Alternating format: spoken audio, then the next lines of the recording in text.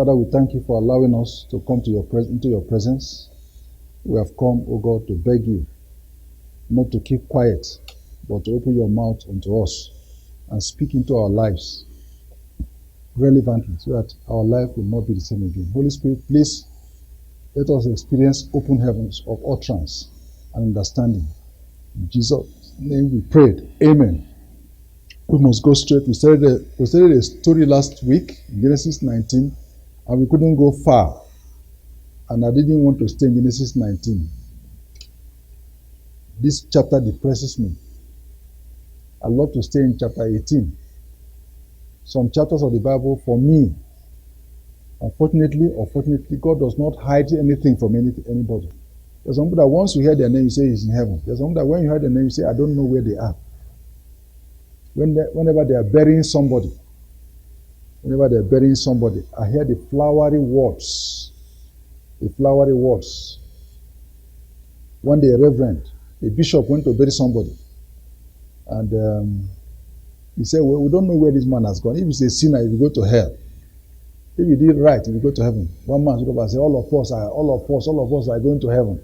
He was so annoyed. I don't know whether he was quarreling with the word of God or with the preacher. The simple truth is that if you obey God, He is pleased with you. If you keep disobeying God, no matter what you claim, God is not happy. But even if your sins be as red as crimson, they can become as white as wool. If you are willing and obedient, you will eat the good of the land. Let me go forward. We came to verse 4 and we came to verse 3. We just did 3 verses. So I will start from verse 4 and read up to verse 14 again. Let's see whether we can thresh a bit more. I want to get over with this chapter quickly.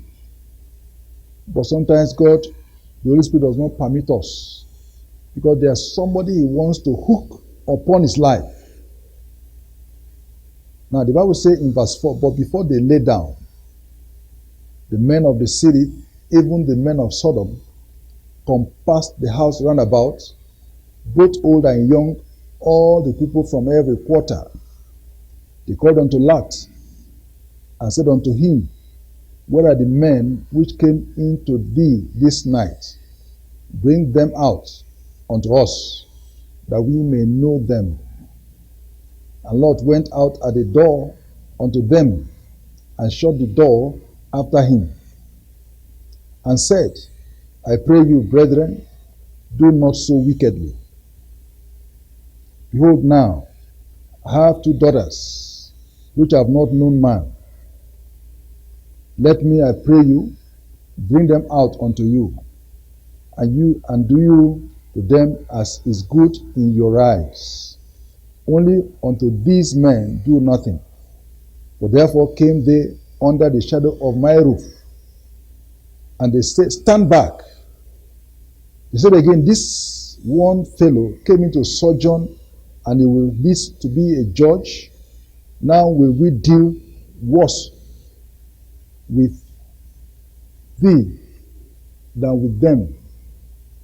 And they pressed more sore upon the man, even Lot, and came near to breaking the door.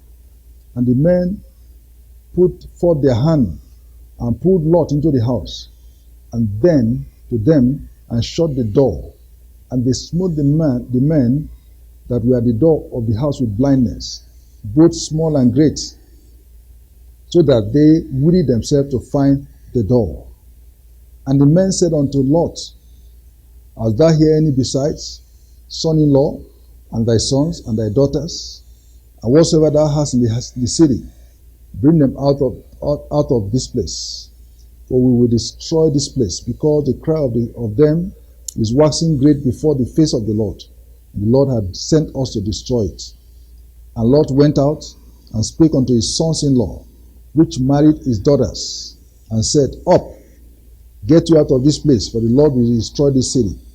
But he seemed as one that mocked unto his sons-in-law. May the Lord add blessing to his word again. The Lord was at the city gates. Lot recognized the presence of the divine visitors from heaven. Lot begged them, pleaded with them, pressed upon them greatly. They agreed to come and sleep in his house. Lot provided for them a sumptuous meal, and they agreed to eat. Sometimes when you even bring a sumptuous meal, God said no. But it seems as if to say the angels were placated. In Abraham's house, there was no argument. In fact, after they finished in Abraham's house, they say, where is Sarah? And blessing flowed. But here I'm seeing another different family. I didn't see where the wife was called like Sarah was called. I didn't see where the boys in the house were called like Abraham's boys were called. I didn't see how they were serving God together in unity. Because service is not for one man. Serving God is for the family. When I see a man who is serving God alone and his wife is not interested in what he's doing, and his children are not interested in what he's doing, I pity him a lot. He won't go far. Lord didn't go far. Before the angels lay down, he gave them a very beautiful accommodation. The men of Sodom. And Sodom is the beginning of the word sodomy. I wish we would have had a dictionary to check the word sodomy. Terrible sexual activities. Terrible wickedness. Perversion of the highest order. That's what sodomy represents. Even the men of Sodom, they compass the house round, both old and young. Oh, all the people from every quarter, they gathered around Lot's house. They surrounded the house, both young and old. And this city of Sodom, the people of Sodom had gone to an extreme, both young and old. Sometimes when you are getting elderly, there are some things that you don't associate it to you. If it's only young, they say this is young people. But both young and old. Darkness had crept on this city so much, and gross darkness was covering the place. John was known for iniquity. God said, let me go and check. The angel didn't have to look far to see what was happening now. And they called unto Lot and said unto him, where are the men which came in to thee this night? Bring them out unto us, that we may know them. That we may know them, that we may have sex with them. They wanted to rape the men. The men wanted to rape men. Say, bring the men out. Bring them out. There are some people that came to your house this night. You thought we didn't see them. Bring them out. We want to rape them. We want to have sex with them. Let's make it as raw. There's no need to cover anything. Sodom and sodomy. Where men sleep with men, women sleep with women, fathers sleep with daughters, siblings sleep together. The word of God is totally taken away. Even natural feelings, we have passed that stage. Men sleep with animals. Total degradation. The word of God is totally unimportant. Even in some clients, when people don't know the word of God, they cannot behave like this. That's why Jesus Christ said, if anybody behaves worse than Sodom, it's terrible. It's terrible. Bring them out. And Lot went out to beg them. He said to them, I beg you, I pray you, brethren, do not so wickedly. Don't do this. These people came to my house. Behold now, I have 2 daughters, which have not known man. Let me, I pray you, bring them out unto you, and do you to them as is good in your eyes. Only unto these men do nothing, for therefore came they under the shadow of my roof. Lord, plead with them. Lord, beg them. Don't do this kind of wickedness. Let me give you my 2 daughters. Kill them if you like. Lord was a man of honor, staying in a very strange location. When the Bible says, blessed is that man that does not walk in the counsel of the ungodly, nor stand in the place of sinners, nor sit in the seat of the scornful. Blessed is that man. Cursed is a man who sits in the midst of wicked men. Men, he cannot change them. Men, he cannot help them. And you are still sitting there at the gate of Sodom. Vexed daily. This is what Lot saw every day. This is what Lot experienced every day. And he couldn't change it. And yet, he sat there. What was he hoping would happen? Of course, I don't know whether it was his wife who will not leave. He said, if you want to leave, go. I will not go. And this poor man, this is what he experienced. I don't know where the wife was. So I have 2 daughters here. They're in my house. Instead of you to defile or to joke with this man who came under my roof, please take my 2 daughters. That's Sodom. That's Sodom. This kind of thing beats me. This is the height of darkness. Oh my God. 2 virgin daughters who have never known man, living with man. Lot have tried a lot, of course. But very soon we'll see the testimony of these 2 girls also. Friend, where are you staying? There's only one life. It's not 2. Where are you staying? Where are you located? Are you making an impact? Do you have any influence? Is darkness so dark for you that your little light cannot make a difference? Why don't you relocate? Why don't you beg God? Those people said to Lot, stand back. They said again, this one fellow, came into sojourn. He's a stranger. And we need to be a judge. Will deal worse with you than with them. And they pressed sore upon him, even Lot. And they came near to break the door. They said, look, Mr. Lot, are you the one that is now preaching to us?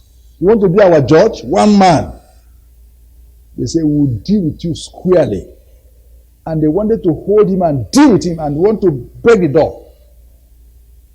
But the angels inside, they put out their hand and pulled Lot inside the house to them and shut the door. And they smote the men that were at the door of the house, with the middle of them blind, both small and great, so that they will themselves to find the door. Thank God for the angels. They rescued Lot. They saved Lot, righteous man, delivered him. And we read that that's how God delivers righteous people. People who love him and reserves the ungodly for punishment. These men have become blind. And in eternity they are going to the hottest part of hell because they were ungodly men. Let me say it and stress it. I don't care who wants to agree with God's word or not.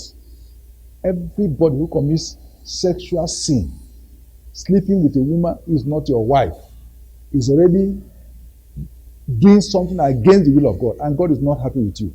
But when you go the extra mile and you are sleeping with the same sex, you are sleeping with animals, you are sleeping with your dog, you are sleeping with goats, you are sleeping with, oh my God, you are sleeping with your children. I don't understand it. You are sleeping with your sister, your brother. I don't understand it. Friend, that is going too far. And the Bible says, for all that do such things, they ought to know. But they don't want to obey the Creator. And they want to think that God there's no God. Some of them say they are atheists.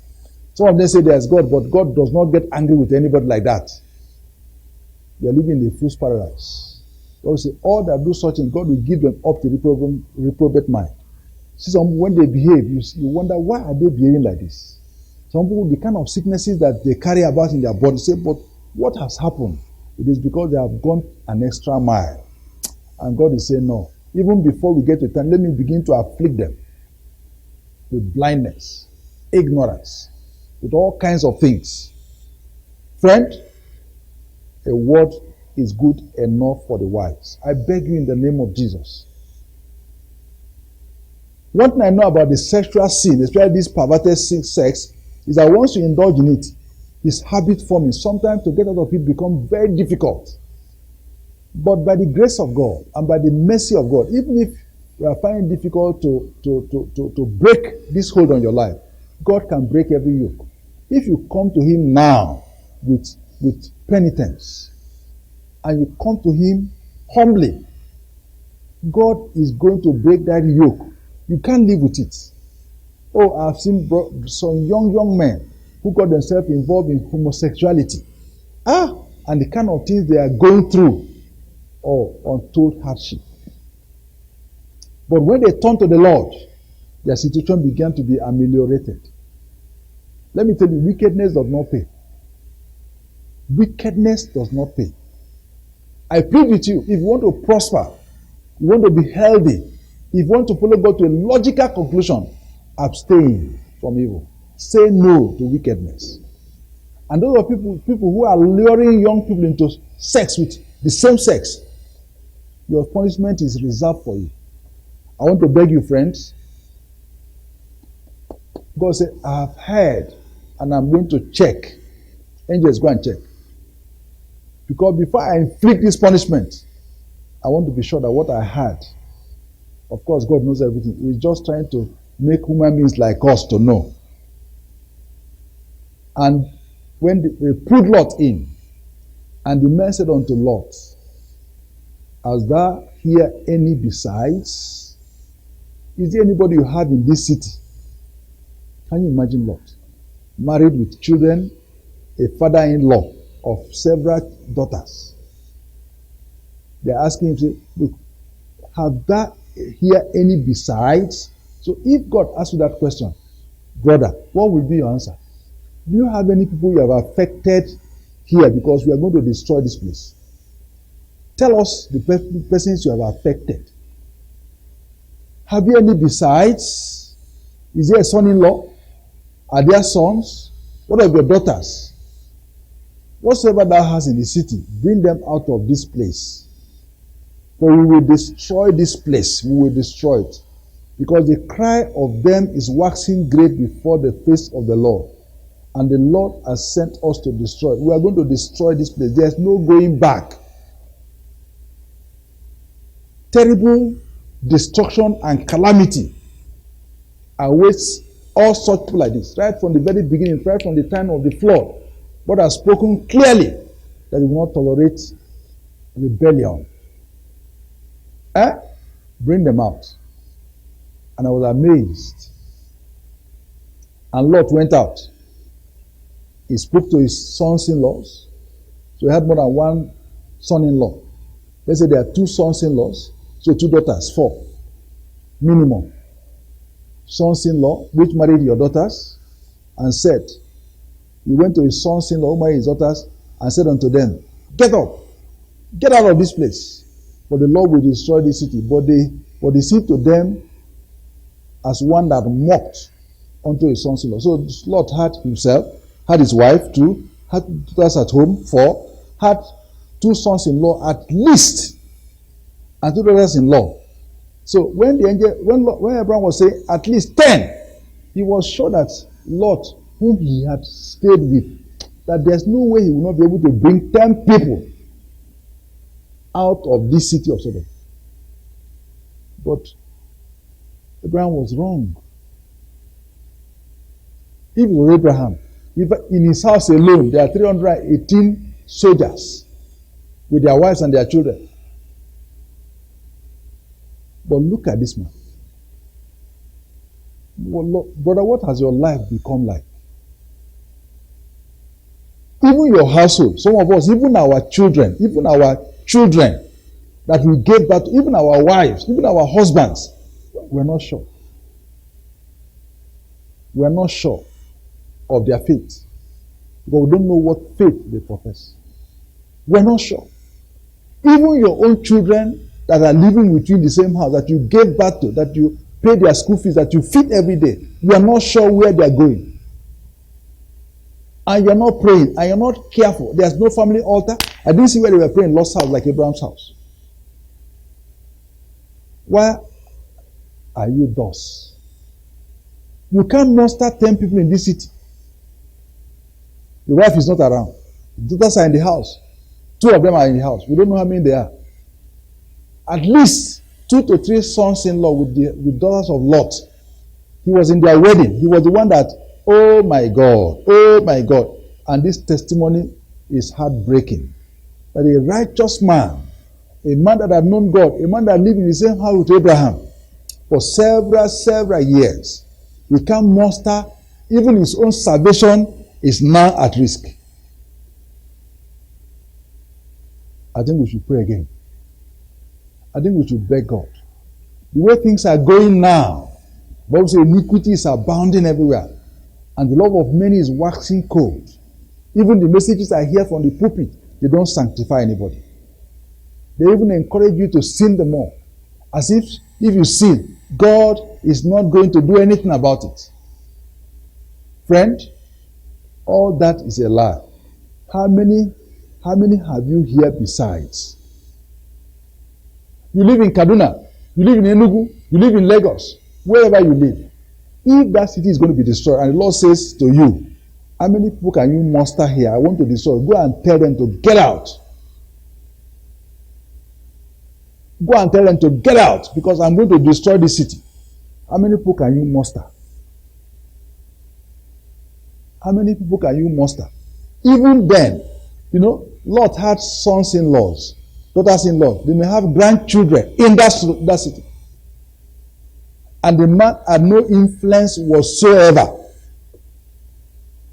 When your own children and your in-law, your sister-in-law, they think you are a mocker. They think you are they despise. They think you are a joker.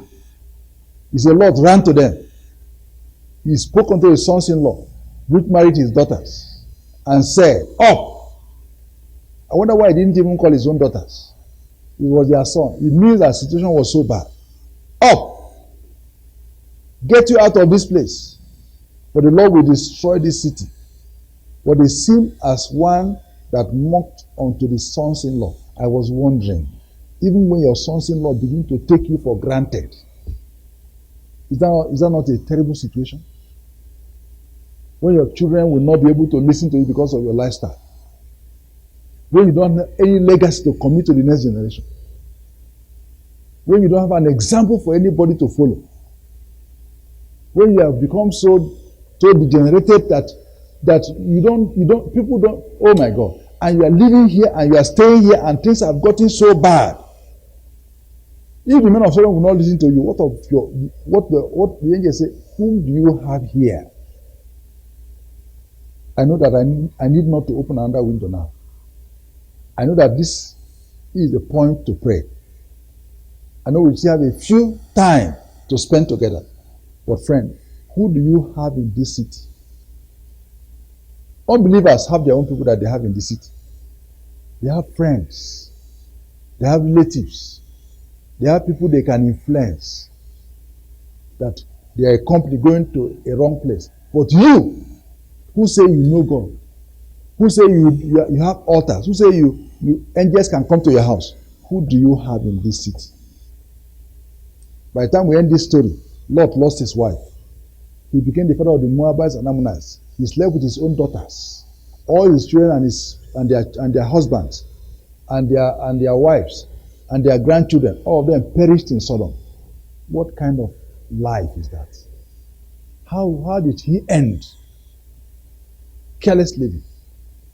Sons and daughters of Zion, people of God, I want to pray with you again. I want to pray with you again. I've seen chapter 18. I saw a wonderful testimony. When I come to chapter 19, I told you I'm tired of this kind of chapter. And I want to pray with you. Prayer is important at this point because we need to beg God. Life is short and brief. If you have made mistake, why won't you retrace your steps? The prodigal son returned to the father. He said, in my father's house there are many servants. They eat every day 3 times. Why must I die in a far country eating with pigs? Why wouldn't Lot return back to his uncle? Why wouldn't Lot retrace his steps? If not that the devil has set him up for destruction. Friend, you can revolt against the enemy tonight. Madam, I want to plead with you. If there is a reason why your husband has been going down, or husband, there is a reason why your wife is going down, don't let it be down and out. And I want to plead all of us who are in this city of Sodom. Nigeria has become like a Sodom. Sin is rampant. Corruption is everywhere. There is massive robbery. Massive killings. Blood is nothing to anybody again. People are kidnapped per second. People are destroyed per second. Soldiers are being killed everywhere. Civilians are being slaughtered everywhere. People cannot live together in the same community anymore. Farmers and herders are always on each other's neck. Ladies are being burnt almost every day. And that is a sad story. And blood has become valueless.